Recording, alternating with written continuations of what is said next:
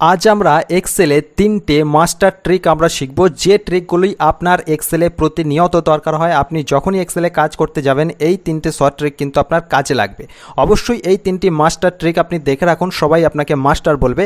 এবং এই ধরনের আরও প্রচুর ভিডিও আসছে, চ্যানেলটিকে সাবস্ক্রাইব করে নোটিফিকেশন বেলটি অল বাটনে প্রেস করে রেখে দিন। প্রতিটি ভিডিও আপনি দেখুন, আপনি কম্পিউটারের এক্সপার্ট হয়ে যাবেন। চলুন আমরা নাম্বার 1 যে ট্রিকটি শিখব সেটি হলো, এখানে কিছু ডেটা আমি লিখে রেখেছি, এগুলো অবশ্যই একটা নাম।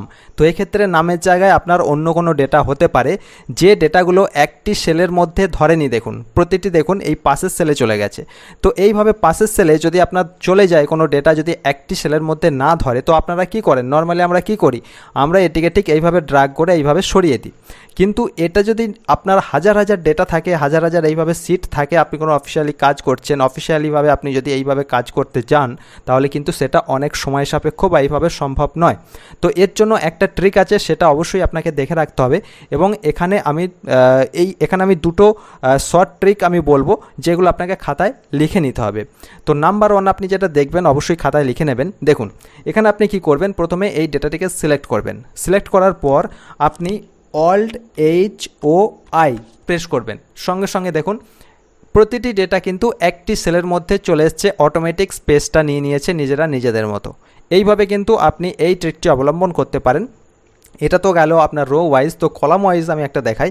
এখানে দেখুন একটা নাম রয়েছে, এখানেও এই নামের জায়গায় যদি আপনার অন্য কোনো ডেটা থাকে সেক্ষেত্রেও কিন্তু ওই সূত্রটা একই, এটাও আপনি খাতায় লিখে নেবেন। এক্ষেত্রে আপনি কি করবেন, এক্ষেত্রে আপনি Alt+H+W প্রেস করবেন।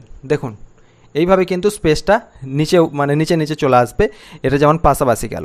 তো এইভাবে কিন্তু এগুলোকে আপনি কাজে লাগাতে পারেন। অবশ্যই কেমন লাগলো জানাবেন। এটা ছাড়া আমরা দ্বিতীয় ট্রিকে চলে যাচ্ছি। দ্বিতীয় ট্রিকে যাওয়ার জন্য এখানে আমরা ঠিক একইভাবে কিছু ডেটা এখানে লিখে রেখেছি। দেখুন এখানে অবশ্যই একটা নামের লিস্ট রয়েছে। এখন যদি আপনাকে বলা হয় যে এখানে যে নামগুলো রয়েছে এখানে ফুল নেম রয়েছে, দেখুন ঠিক আছে, প্রতিটিতে ফুল নেম রয়েছে, মানে নেম উইথ টাইটেল রয়েছে, ফার্স্ট নেম লাস্ট নেম রয়েছে। এখন যদি আপনাকে বলা হয় শুদ্ধ এখানে ফার্স্ট নেম থাকবে, মানে শুদ্ধ নাম থাকবে, কোনো লাস্ট নেম থাকবে না বা সার নেম থাকবে না, এক্ষেত্রে আপনি কি করবেন, যদি হাজার হাজার নেম এইভাবে থাকে, আপনার অফিসের বস যদি আপনাকে বলে, তো সেক্ষেত্রে আপনি কি করবেন, দেখে রাখুন এই ট্রিক সিলেক্ট করবেন। এইভাবে সিলেক্ট করলেন, এরপরে Ctrl+H প্রেস করবেন।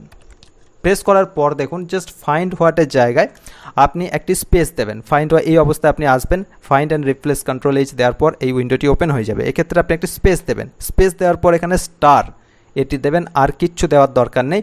এরপরে আপনি এখানে রিপ্লেস অল করবেন।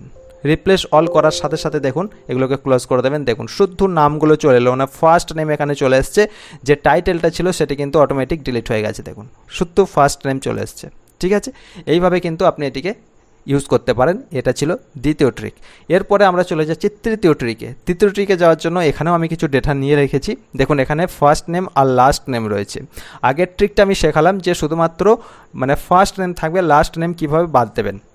এরপর আমি দেখাবো যদি আপনার হাজার হাজার এইভাবে নাম থাকে, যেখানে ফার্স্ট নেম আর লাস্ট নেম আলাদা আলাদা সেলে রয়েছে, যদি আপনাকে বলা হয় যে এই ফার্স্ট নেম আর লাস্ট নেম একটি সেলের মধ্যে নিয়ে আসতে, তো আপনি কিভাবে আনবেন। আপনার অফিসের বস যদি আপনাকে বলেন যে ফার্স্ট নেম এবং লাস্ট নেম যেটা রয়েছে দুটো আলাদা আলাদা সেলে, এটি একটি সেলে নিয়ে এসো বা একটি সেলে কনভার্ট করো, সেক্ষেত্রে আপনি কিভাবে করবেন এই ট্রিকটি আপনি দেখে রাখুন।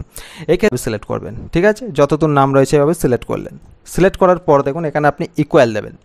ইকুয়াল দেওয়ার পর আপনি ফার্স্ট নেমের যে সেলটি রয়েছে সেই সেলটিকে আপনি সিলেক্ট করবেন। সিলেক্ট করলেন, এরপর আপনি এখানে অ্যান্ড সাইন দেবেন। অ্যান্ড সাইন দেওয়ার পর আপনি এখানে ডবল ইনভার্টেড কমা দেবেন, ঠিক আছে। এরপর একটি স্পেস দেবেন। স্পেস দেওয়ার পর আবার আপনি এখানে ডবল ইনভার্টেড কমা দেবেন। এরপরে আবার আপনি অ্যান্ড সাইন দেবেন। এরপরে যে লাস্ট নেম যেটি রয়েছে সেই সেলটি আপনি সিলেক্ট করবেন। এইভাবে সিলেক্ট করলেন।